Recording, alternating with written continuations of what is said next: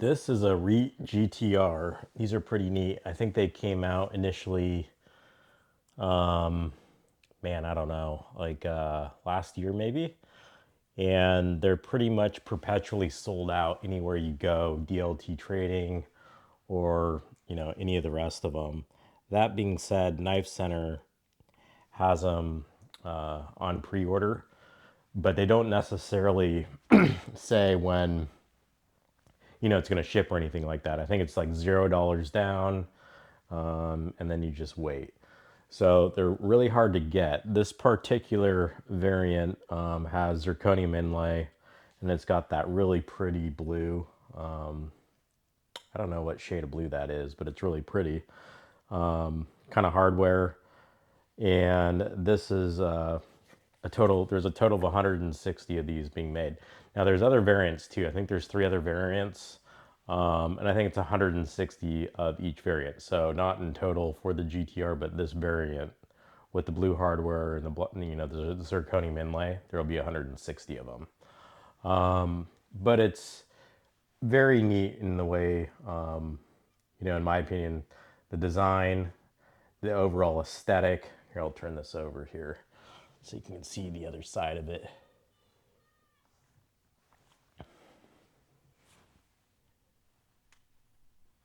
Yeah, let's zoom in just a little bit.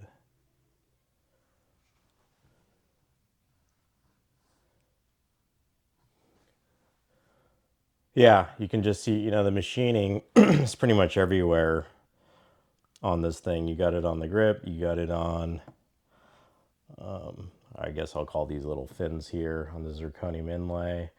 And then kind of what makes this one really cool too, right, is it's an integral. It doesn't want to stay up, but here we go. I'll just hold the blade with my hand.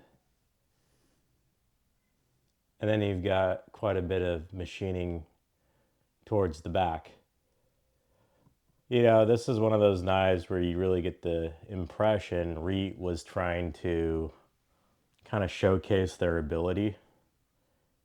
And I think they did a good job. And I think the $450 table price for it is justified given the machining involved here, along with the fact it's an integral. It just all, if this was an American made knife, obviously it'd be potentially triple or even quadruple the price. And there's not many integrals out there. You've got Peter Rizzanti, you've got, who else? Doing American guys, huh?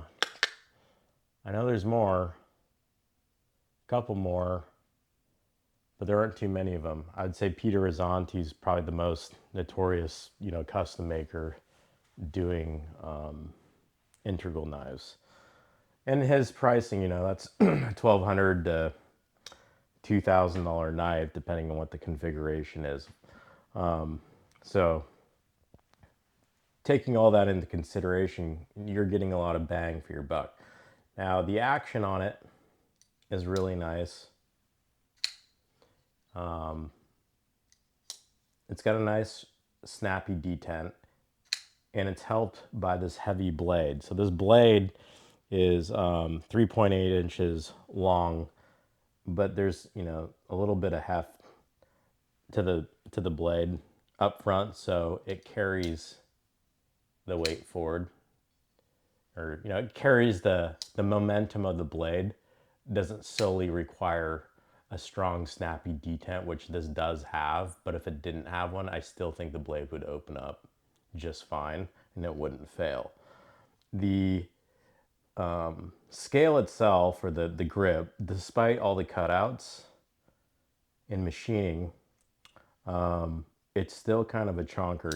It comes in at 5.4 ounces, so it's not necessarily a light knife by any stretch, and you do feel the weight in your hands, especially when it's open like this. You can feel it. Now, coming to how it feels in the hand, it feels great. They did a great job with this little bump out here for your thumb. Your thumb just rests there, right?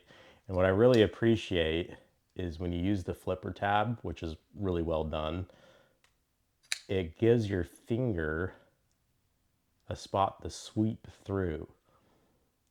There's a custom knife maker, and I'll probably do a video on his knife. I think a lot of people know who it is once I show it. Pretty touted and pretty hyped right now, and that's all I'll say. He comes from Germany. That's your hint.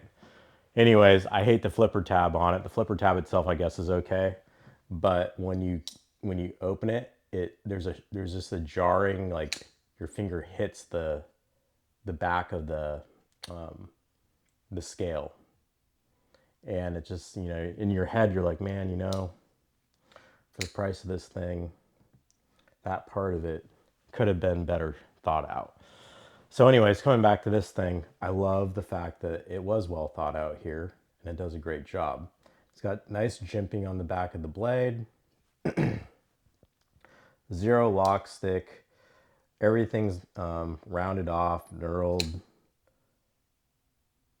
I mean, it's just a really, really, really nice knife. I've seen a lot of custom knives and production knives, and as far as fit and finish goes, it's hard to beat this, and it's impossible to beat this for the money.